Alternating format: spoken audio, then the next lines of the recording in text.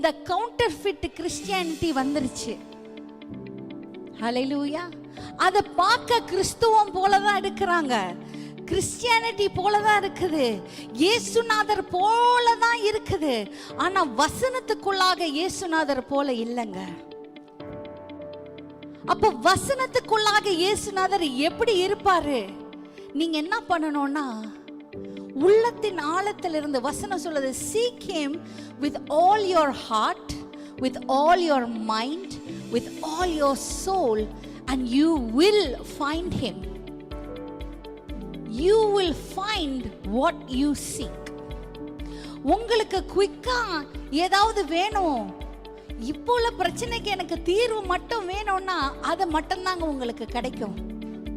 ஹல்லேலூயா.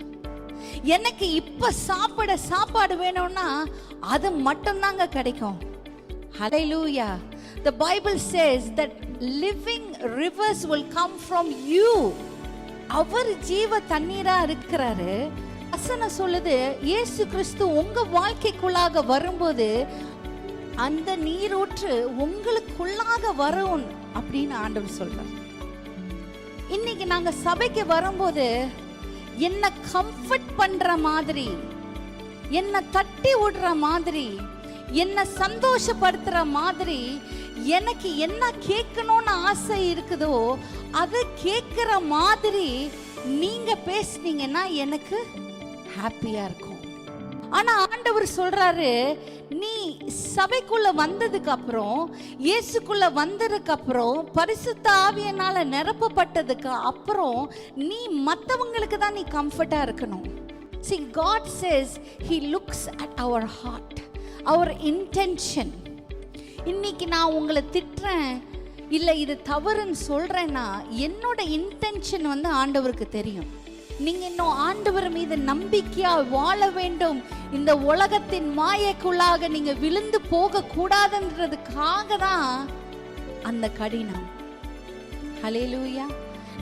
நம்ம அப்பா, பரலோக அப்பா நம்ம கிட்ட கடினமா பேசக்கூடாதுன்னு யாருங்க சொன்னது? ஹல்லேலூயா. அவர் ஏன் நம்ம கிட்ட கடினமா பேசக்கூடாது? ஏன் நம்மளோட சுயத்துக்கு எதிராய் நின்று பேசக்கூடாது? ஏன்னா அவரால ஃபியூச்சரை பார்க்க முடியும். ஹல்லேலூயா.